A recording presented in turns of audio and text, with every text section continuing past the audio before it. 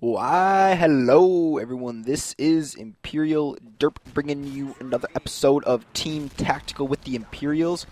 I am playing with Imperial Sloth, and I got a little Seatown domination for you. And a little thing about this gameplay is that we got in this game very late. We were down by a lot, so we kind of stepped up our game a little bit, and we were able to bust out a victory. Once we got in the game, we kind of raped some face. Just letting you know that. But what I really wanted to talk about in this video is, alright, so my favorite sport, I'm not getting off track, this is part of what I'm talking about. My favorite sport is tennis. I'm a huge tennis fan, I'm a fanatic. I play tennis almost every day and tennis is the current season that my high school is in right now. And I love it. It's just the way it goes, alright? Tennis is awesome, in my personal opinion. I'm not trying to start up a war like, no, soccer's better, no, basketball is better. That's not what I'm trying to do. But yeah, and I was watching the tennis channel. For where the country I'm in, there is a channel that is 100% tennis all day, all the time, 365 days a year, 7 days a week, blah, blah, blah, blah, blah, blah, blah, blah. You get the point. And they were talking about how the tennis players grew up, the amount of tennis that they played, and that sort of thing, like the lifestyle they had. And it got me thinking about all the other pro athletes out there. Like some of the tennis people in there, they said they've been playing tennis since they were 3 to 4 years old. That's just insane. Why? Are your parents that into you playing your sport?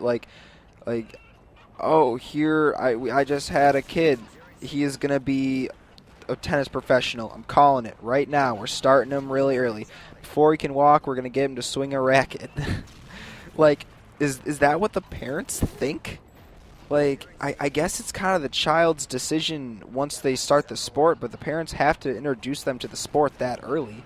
So maybe, I don't know. But there was an interview a while back of Peyton Manning. He's a big football guy. He's been a football quarterback for who knows when, made $1 million, been super successful and all of that jazz. And they asked him, how long did you practice his position, quarterback, before you actually got into football, before you actually became a pro? And he said somewhere around 10,000 hours. That's a lot of hours. I don't even know how many days that is. Just think about that, playing one sport for 10,000 hours. Actually, that is over a year. If my calculations are correct, 10,000 hours is it's 416 days. I may have gotten that math wrong. I just did the math really quickly. But come on! That's just insane. Why? I do love tennis, and I've probably played a whole bunch of tennis. A bunch. But 10,000 hours over a year? That's... I can't even imagine. I'm actually kind of curious. So for the next week, what I'm going to do, I'm going to clock or just time how much time in hours I actually play tennis. I'm going to see how much I do, and I will report back to you guys on that, because I'm very curious. 10,000 hours? Holy moly donut shop. But then again, obviously, they're very, very committed to what they play and their sport, and they want to make it a living off of that sport. And obviously, they do. Peyton Manning, he's gotten so much money. He's been super successful as an athlete.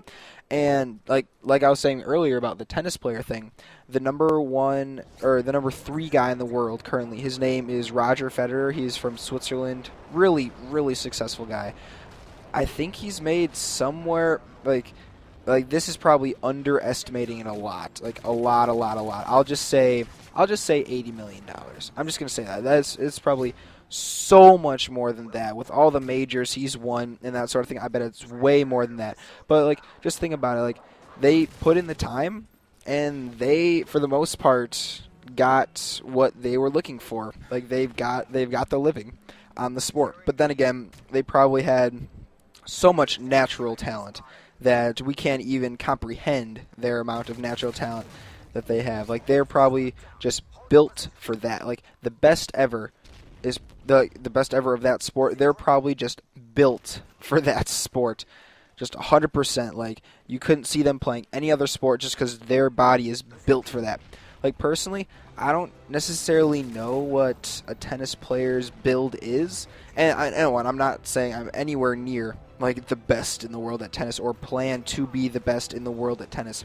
Like, I started playing tennis when I was 12.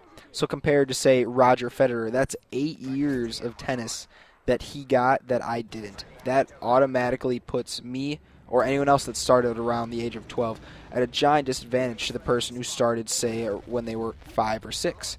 Like, it just wasn't who I was. I started playing soccer when I was 5, and I didn't really get into sport, or I didn't like play tennis till I was 12. So yeah, whatever. I've moved on from soccer and I'm now into tennis. But yeah, that was just kind of interesting thing to think about. Like 10,000 hours says Peyton Manning at least, and I bet that's similar to a bunch of other super professional athletes. So yeah, something interesting to think about. So yeah, if you guys enjoyed the video, please give it a like rating in the like rating spot down below. And if you guys want to see more videos like this and you never want to miss another one, please hit the subscribe button in the top left hand corner of little above video.